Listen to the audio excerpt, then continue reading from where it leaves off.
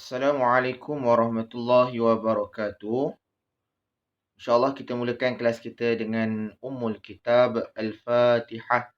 A'udzu billahi minasyaitonir rajim.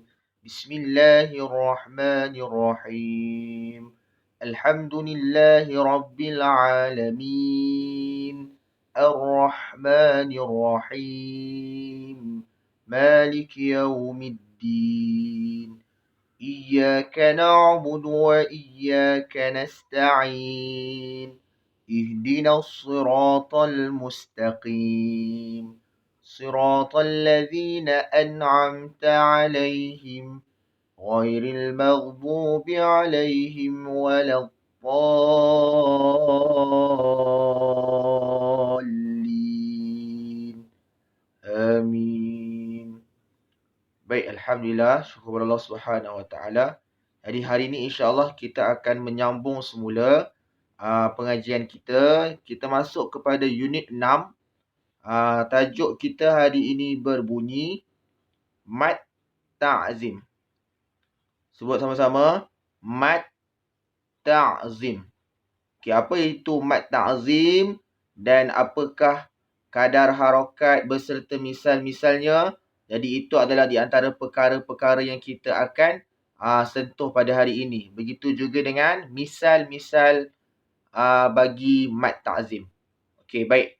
Sekarang tengok buku teks awak muka surat 28. Okey Okey, kita baca bahagian atas dahulu buku teks awak muka surat 28. Kita masuk kepada pengertian Mad Ta'zim. Okey, apakah itu pengertian Mad Ta'zim? Okey, kita tengok sama-sama. Mad Ta'zim ialah apabila terdapat kalimah la yang menunjukkan penafian bertemu dengan kalimah ilaha. Okey, sangat mudah pengertian Mad Ta'zim ini. Awak perlu ingat apa dia? Okey, pertamanya apabila terdapat perkataan la bertemu dengan ilaha. La bertemu dengan ilaha. Apabila bertemu, bila kita sebut bertemu bermakna duduk sebelah-sebelah. Kalau satu duduk hujung, satu duduk dekat awal, tak. Bila kita kata la pertemuan ni, apabila bertemu, kita kata duduk sebelah-sebelah. Jumpa je dalam Al-Quran, kalau duduk sebelah-sebelah perkataan la dan juga ilaha ni kan, dua perkataan ni, automatik dekat situ nama hukum dia ialah Mad Ta'zim. Okey, boleh faham Okey. Kita tengok balik. So, Mad Ta'zim ialah apabila la bertemu dengan ilaha. Ingat setakat tu sahaja. Seterusnya, kita tengok nombor 2. Berapa kadar panjang bacaan dia? Kadar panjang bacaan Mad Ta'zim ialah 4 atau 5 harakat. Sama macam apa? Sama macam Mad Jaiz. Kan? Sama macam Mad Wajib dan juga Mad Jaiz Munfasil. Betul? Okey. Sekarang ni, kenapa kita namakan dia Mad Ta'zim? Nombor 3 ni kan. Mesti ada sebab kenapa dia dinamakan Mad Ta'zim. Kalau Mad Badal, kita baca sebelum ni. Mad Badal, kenapa kita namakan dia Mad Badal? Sebab kita tukar huruf Mad. Badal tu maksudnya tukar. So, sebabkan kita tukar huruf Mad, nama dia Mad Badal. Tu contoh. Semua hukum. Mad Wajib, Mad Jaiz, Mad Silah. Mesti ada sebab kenapa nama dia macam tu. Okey, Mad Ta'zim pun ada sebab dia. Okey, kerana apa? Membesar dan memuliakan Allah. Ta'zim tu maksudnya kita membesarkan. Ta'zim tu sendiri maksudnya membesarkan. Jadi, apa yang kita nak besarkan?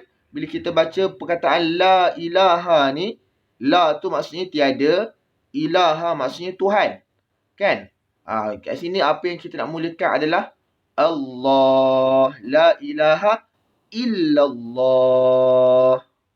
Okey, boleh faham? Okey So kita dah baca, kita dah faham apa itu pengertian mad ta'zim, berapa kadar harakat dia, 4 atau 5, dan juga kenapa dinamakan, kerana membesarkan dan memuliakan Allah. So, sekarang kita nak tengok pula yang terakhir sekali, iaitu misal mad ta'zim.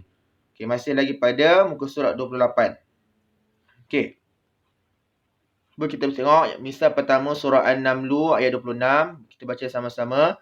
أعوذ بالله من الشيطان الرجيم الله لا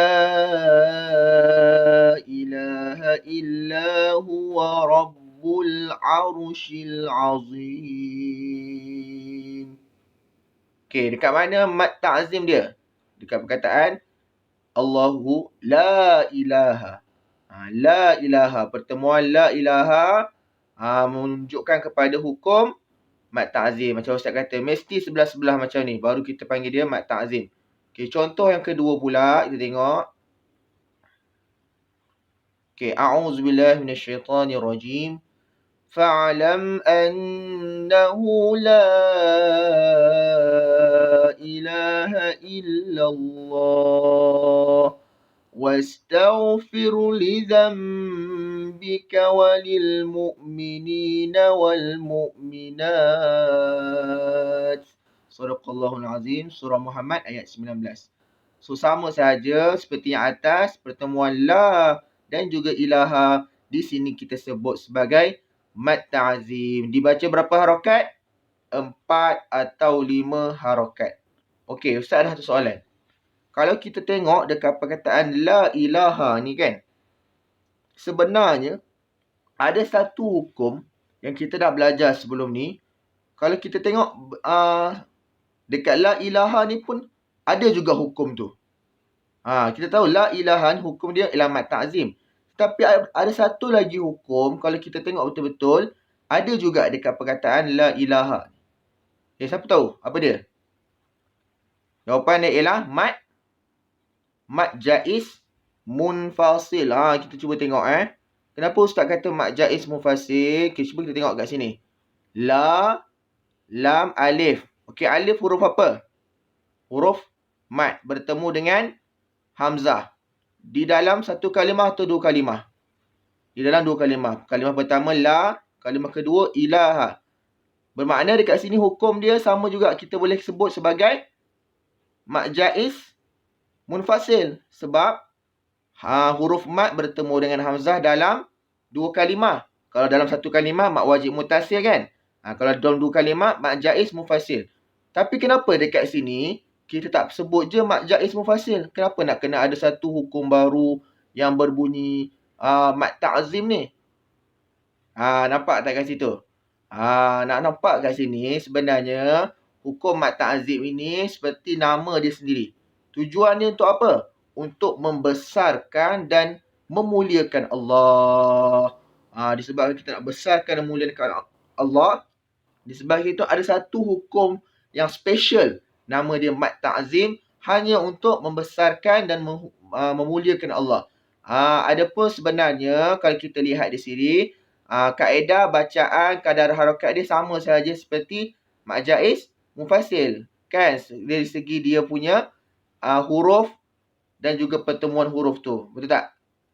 Tapi dekat sini nak membesarkan Allah, nak memuliakan Allah, hukum di sini kita panggil mad ta'zim. Okey, boleh tak? Okey, itu sahaja untuk kelas hari ini. InsyaAllah, bertemu pada kelas yang akan datang. Wassalamualaikum warahmatullahi wabarakatuh.